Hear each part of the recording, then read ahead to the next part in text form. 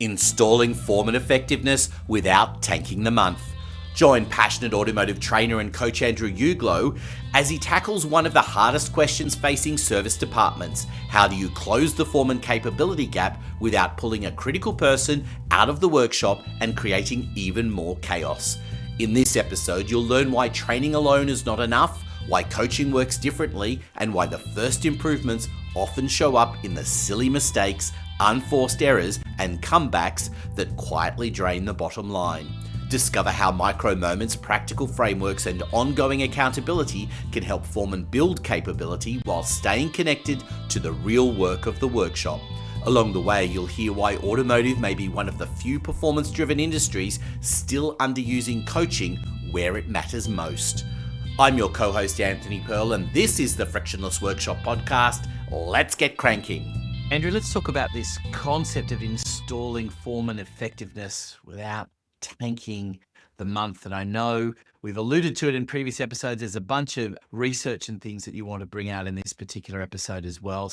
But let's start by understanding what this is, installing Foreman effectiveness. What does that actually mean? And then how do you do it without tanking the month? Yeah, so it's funny. I feel a little bit like, and I'm sure I've said this before, Haley Joel Osment from the movie The Sixth Sense with Samuel L. Jackson and Bruce Willis. And there's a scene, it's like a critical scene in the movie where Haley Joel Osment unpacks this enormous burden that he carries. And he sort of says in this quiet whisper, like hesitant, worried about the pushback that he's going to get. He says, I see dead people and they talk to me, but they don't know that they're dead. And I feel a little bit like that because you ask me these questions, Anthony, and I go, Anthony, I see patterns and other people can't see them and they don't know that they're there. And so you go, well, how do I install foremanship without screwing my month over? And it's not just the figures, right? Sure, it's the figures that matters, right? We're a business. We're not there because we want to hold hands and beat drums and give primal screams and get in touch with our inner child, right? We're there to make money. Like it's a financial game, but it's also the customer.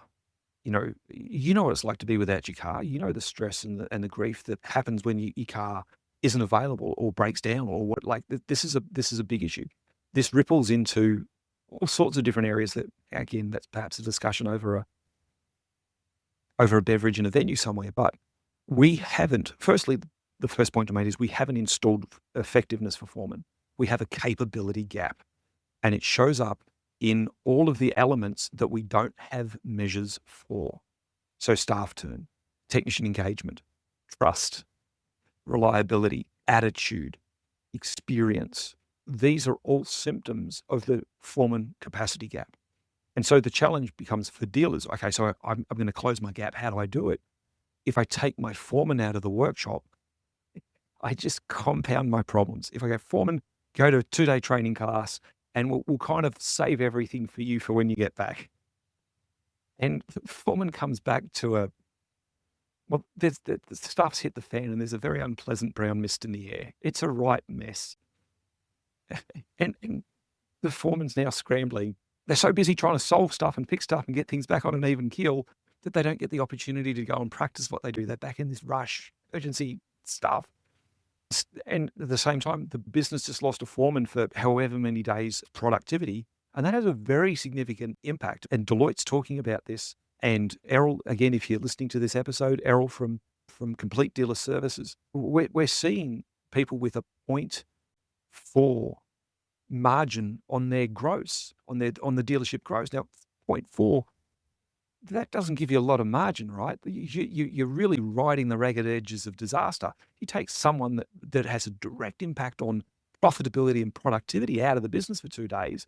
I mean, ouch. Like anyone who's even loosely in touch with their inner Scotsman is turning pale and shaking their head going, no. You know, you can't afford to do that. So and here's the crunch, right? We don't measure the failures. We don't have a line item for stuff that went wrong in the workshop that cost me a lot of money. And there's a dollar figure there. We don't have a line item for that.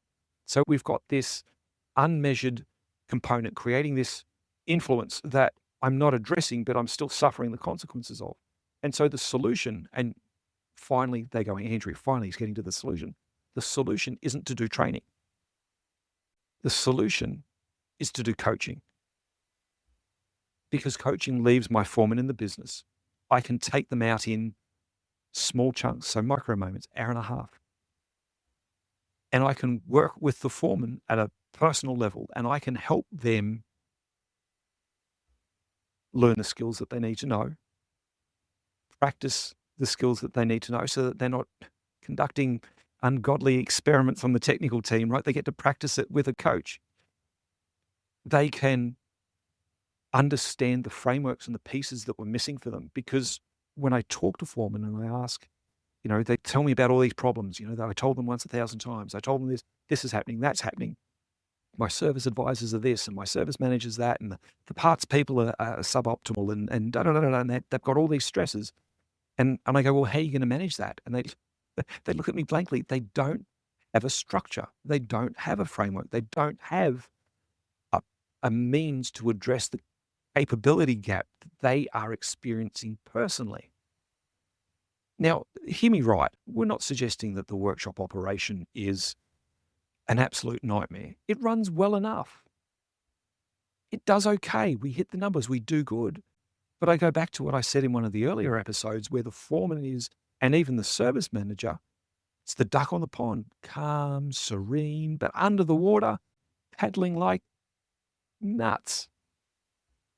And that has a cost, which doesn't show up on your spreadsheet, but it does show up when they leave or break down or throw in the towel. I'm not going to be foreman anymore. I had enough. Put me back on the tools. And I guarantee you that there are hundreds, if not thousands, of service managers out there listening to this who that has been their exact experience. And so how do you install foreman capability? Well, you do it with coaching. Coaching, Anthony, you tell me, how effective is coaching? It's so incredibly effective. And for those listening in, that's how Andrew and I first met, was through shared coaching at the time. It's something that personally I believe every business owner should have.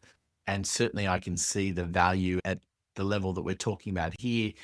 Coaching is something that filters all the way through, because if you don't have a coach, you're just winging it.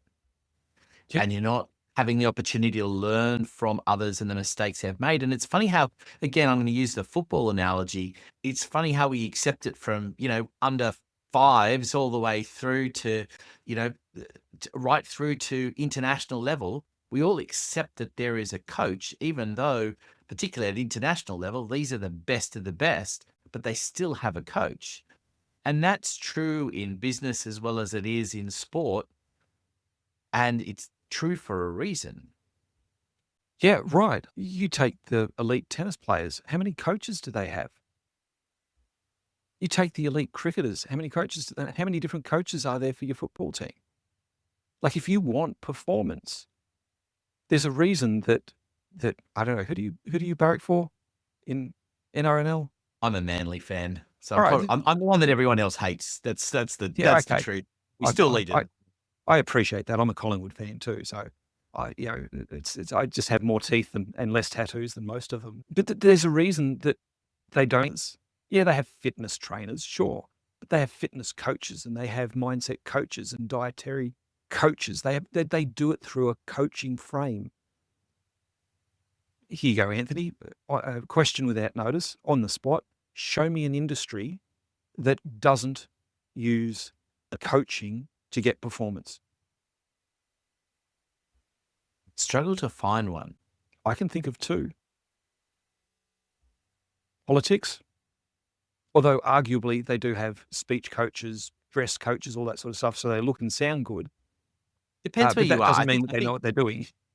And well, I think there is an important differentiation too between coaching and mentoring. And I think there's probably some of those that it would exist in the political landscape that might be more in the mentoring category, but not necessarily coaching. And I think that is an important thing and perhaps speaks to the level of politicians we have. But let's not go into politics. Yeah. because I don't know about you, but I find myself a little bit upset for reasons. Yeah. So the two industries were politics and something else. The second industry that doesn't use it is automotive. And I have one of those Microsoft blue circles. I was like, why? Why isn't there coaching for service managers? Like, I'm not just talking intervention teams. I'm talking ongoing development for leadership, for financial management, for skills management, for like, why don't we coach our service advisors? And sure, we come in and we do a training program or a coaching program, but is that enough? Is that really working? And better than nothing, but gosh, how much can you learn in a 1-day session? Can you take someone who is a suboptimal operator and turn them into an optimal operator or a near optimal operator? I'm going to One, argue no. well, one of the important things that happens in a 1-day event is that you get really excited and you walk away from that day and go, this is fantastic. I've learned this, this, and this. But 2 weeks later, you haven't had a chance to do anything about it. 3 weeks later, you've forgotten all about it. Coaching is the difference because it's ongoing and it's, as you say, it's small, manageable chunks that you can implement slowly but surely and have positive change that happens. And there's a level of accountability that can Yeah. go alongside of that, which is so critical. The Frictionless Workshop podcast is brought to you by Solutions Culture. For details on how to get in touch with Andrew, consult the show notes below. And don't forget to subscribe so you don't miss an episode. Now, back to the podcast. Accountability is vital, but also the ability to talk to someone not in the business and go, hey, I'm really struggling with this and I don't know what to do. Because that's a really hard conversation to have with your manager. Because how many managers know how to look after that? Leaders might, maybe. But I don't know too many people that go to HR and go, oh, look, I'm having a really bad day. Can you help me?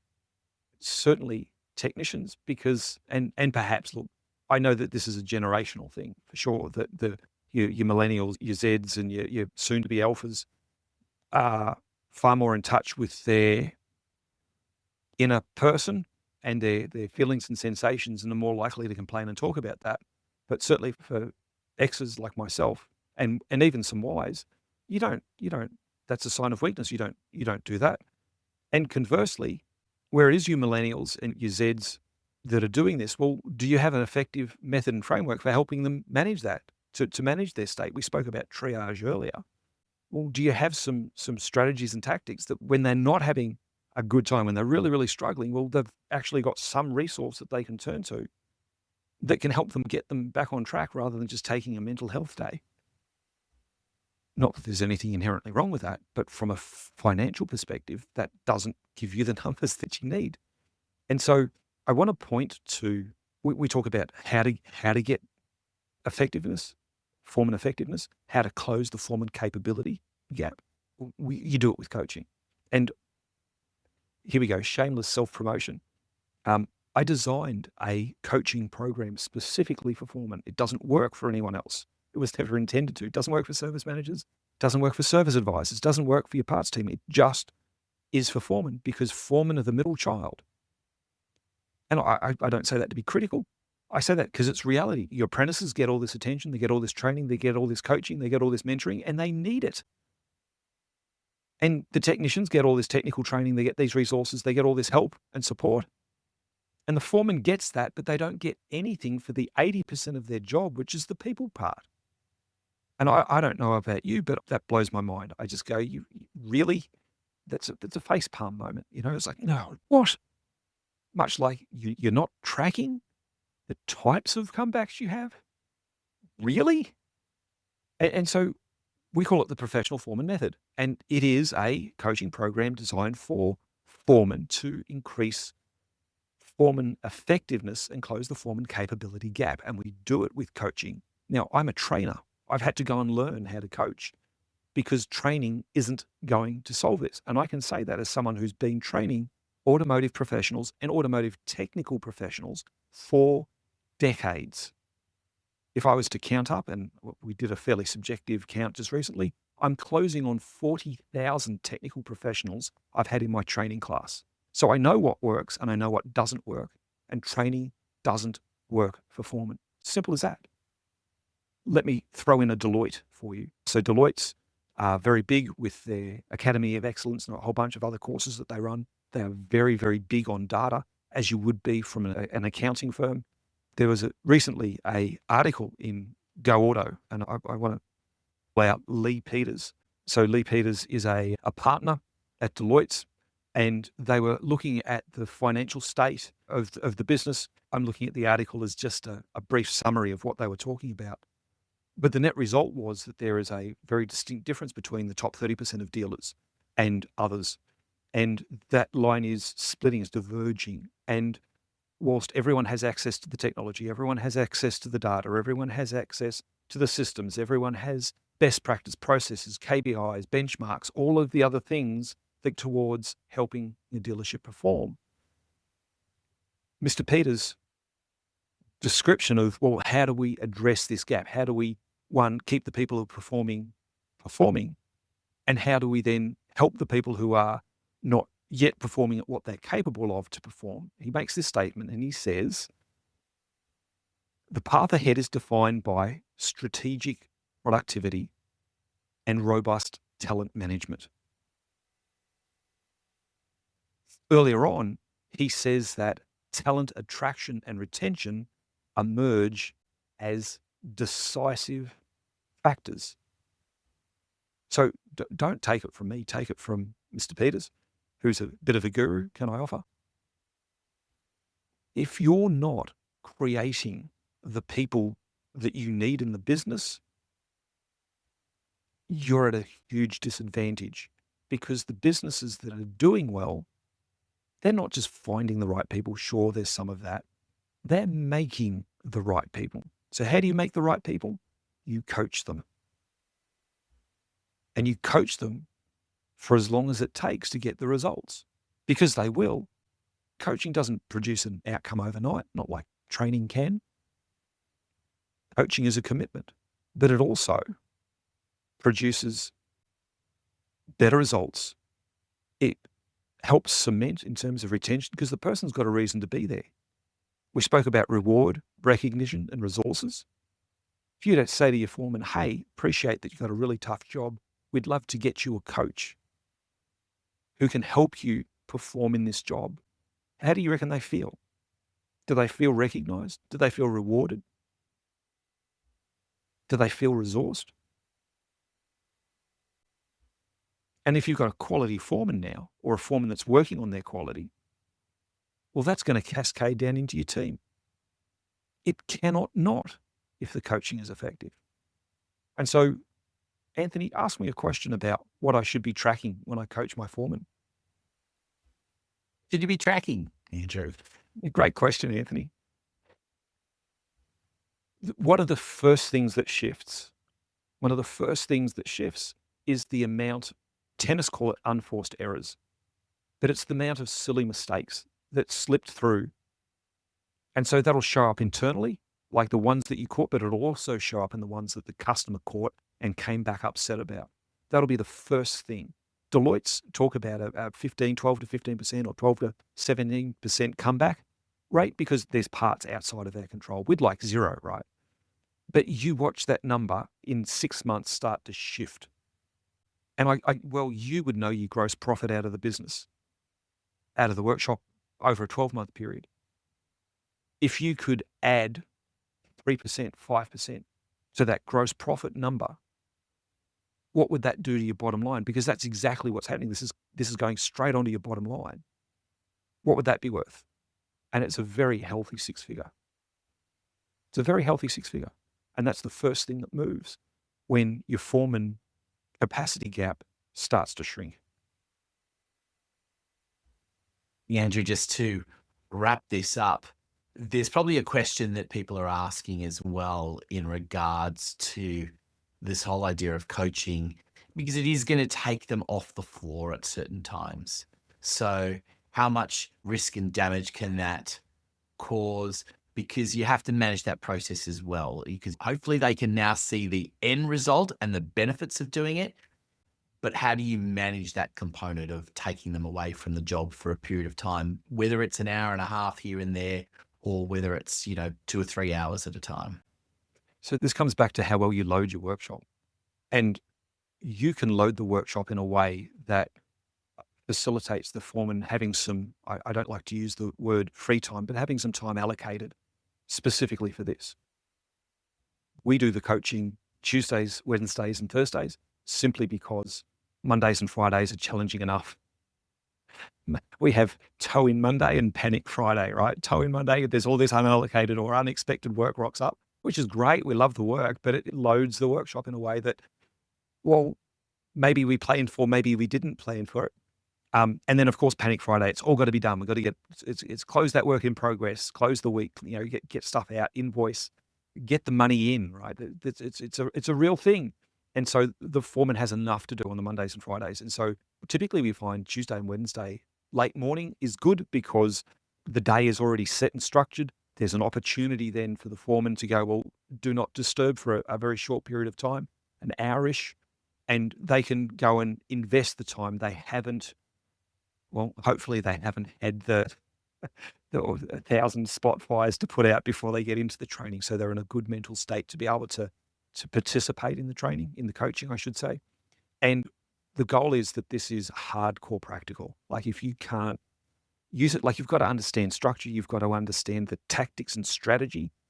Now that you understand what's going on, how do you do it? Well, yeah, that's what we talk about. And I point to some of the things that we've mentioned in this, the TATS framework, the 131, the if I do this, if I would you kind of thing. If I do this for you, would you do that for me? Or can you help me here kind of thing? These are some of the basic frameworks that we teach. And they're not necessarily rocket science, but they're profoundly effective. And they all create those 1%ers. And it's those 1%ers that are the difference that makes the difference.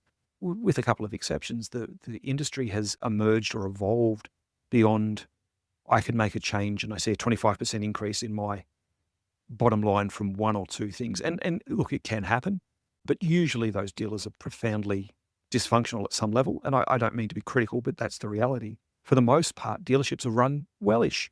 They're goodish. They're not horrendous. They're not the nightmare operation that perhaps sometimes it sounds like I make them out to be. But it's this 1% and that 1% and that 1%. And before I know it, I've got a 7% movement. Now, some of that's top line, some of that's bottom line, but the net result is it's an improvement. And once I can move the needle in that regard, it's now, well, how do I keep the needle? How do I keep that gain? And these are the sorts of discussions. Foremen are profoundly resourceful. Generally speaking, there's a couple that struggle, but profoundly resourceful. And so asking them that question, you'd be surprised at the brilliant ideas and the simple effectiveness that they come up with because they've had to learn this on cars. And a lot of those frameworks that they learned on cars map to people and map to systems particularly. So Andrew, just to wrap things up, I know you've got a boot camp that you can tell people about. We will include details in the show notes about it, but do you want to fill everyone in? I run a series of boot camps specifically for workshop foremen. And we unpack that there is actually, well, not hundreds, but 46 different frameworks or thereabouts that we cover when we do the professional foreman method. So we unpack some of those or parts of some of those in the boot camp. And we typically target the ones that are causing the foreman the most harm or the most grief or the most stress or doing the most head damage for the foreman. And so we do boot camps semi-regularly. So if you've heard this, I'd encourage you to encourage your foreman to go and check us out. If you look up solutions culture on the internet, I'm pretty easy to find, or look up me, Andrew Uglow, on LinkedIn. We want foremen to perform because it's all the difference that makes the difference. And it's low-hanging fruit. Thank you for listening to the Frictionless Workshop podcast.